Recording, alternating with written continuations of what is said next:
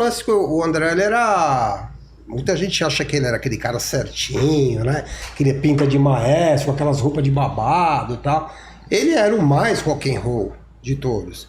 Eu acho assim, o Angra... os caras não eram muito rock and roll, sabe? Às vezes eu vejo o Regis falar, o Angra era uma boy band, né? Então não deixa de ter um pouco de razão, mas não 100%. Uhum. Porque assim, quem era roqueiro mesmo, metal lá? O André. Eu era também, né? Mas tudo bem, não vou falar de mim porque é suspeito, né? Pô, tá metal. Mas o resto da banda eu achava que não era. Cara, mas o rock sempre teve um rolê meio boy band, que estavam lá, tipo... Puta, o rock sempre teve um rolê meio boy band. É que hoje em dia, o rock é que nem curso de física, né? Tipo, você vai no lugar, tipo, tem 30 pessoas, 28 caras e 2 minas feios, seno e cosseno. Né? Eu digo sentido boy band assim, os caras não... os caras não gostavam exatamente daquilo que eles estavam fazendo. Era aqueles músicos que tocavam de tudo. Entendi. Vou fazer um trampo, esse trampo é bom e tal. Mas o que eu digo de boy band é o seguinte... Não, ele vivia aquilo ali. Ele vivia aquela música, vinha do... Ele só sabia fazer aquilo. Mesmo, né, cara? E ele era fã de Menor. Ele só sabia fazer aquilo. Ele gostava de Menor. O André Matos era fanático pelo cara. Que coisa boa, reggaezinho. Olha só. E tem informação boa de saber, ele era rock and roll. Ele ia pras baladas, bebia... Não, mas o André vivia filosofia metal mesmo. Tanto que a história uma noite, ia pra balada depois de show, chamava ele, vamos ter um barzinho aqui, vamos, os caras. Não conhecia os caras lá. Saía depois de todo Tem uma show. história que o André me contava. A não ser quando ele tinha que poupar a voz. Não, ele era muito dedicado. Aí ele ia dormir. Muito dedicado, mas a filosofia, cara, ele seguia a filosofia do Manowar mesmo, cara. Tanto que uma vez ele falou pra mim que ele ficou muito decepcionado quando ele conheceu o Joe DeMaio, que ele falava assim, mas qual a filosofia mesmo do Manowar? E o Joe DeMaio, só queria comer mulher, pô. Aí ele falando comigo, eu fiquei extremamente decepcionado quando ele falou isso. Quantos roqueiros caralho. Porque ele acreditava na filosofia. Sim, então, só que o Manowar sempre propagou a filosofia do Death to All Those Who Plays False Metal. Aqui é o verdadeiro metal. Sim. E todo mundo compra essa ideia. Pô, então sou metal. E o André também comprava essa ideia. E aí ele encontrou e ficou extremamente decepcionado. Quando o Joe DeMaio falou, não, só queria comer mulher, pô. E aí ele, mas a filosofia... a filosofia é comer mulher. É essa, né?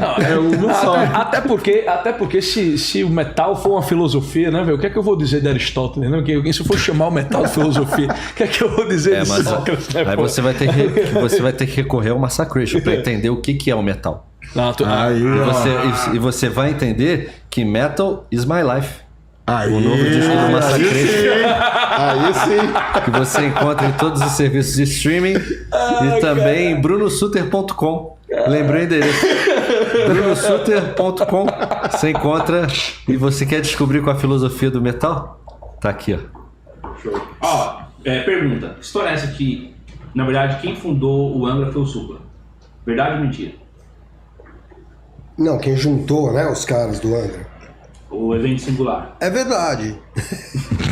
Caralho, que é verdade. Não é que é verdade, assim, mas assim, querendo ou não, eu fui o último cara que entrou lá no disco, né? Quando saiu o primeiro disco, eu fui o último integrante retardatário lá. Por que eles me chamaram? Porque eu tinha tocado com o Supla e tinha tocado o Kiko, o Luiz e o Edu Ardanui. Uma época ele botou os dois guitas. Então, por exemplo, já existia o Angra naquela época. Não foi ele que inventou o Angra nem nada. Mas o Angra era com outro batera, entendeu? Uhum. Então ele que me juntou com os caras. Quero ver um baterista legal. Ver que todo mundo aqui tocou com Supla. O batera deve ser bom também. Também. Que doideira, cara. Olha só, falou a verdade, o Supla, então. E o Dr. Sim também, né? Foi ele que botou os 3 caras lá. Isso aí juntou eles, né? Pra acompanhar ele. Que o Supla, ele era roqueirão, assim. Ele foi muito zoado na época do Piores Clipes do Mundo, né? Que é uma época já após a formação do Angra e pá. Então eu acho que às vezes a visão que a galera tem do Supla, desse roqueiro caricato e pá, não sei o que o Marcos Mion ajudou a É uma coisa criar. meio The Osbournes, né? Que o Ozzy também tinha essa visão de ser um cara hiper sério, todo mundo respeitava muito. E quando veio a série The Osbournes, ele virou um personagem caricato, né? Virou mesmo. Mas ao mesmo tempo catapultou a imagem do cara muito mais do que já era. Que eu acho que foi o que aconteceu com o Supla, né? Que a partir daí, a partir dos piores clipes, ele pegou uma notoriedade pra molecada, ele conseguiu renovar o público dele, que já era lá atrás dos anos 80.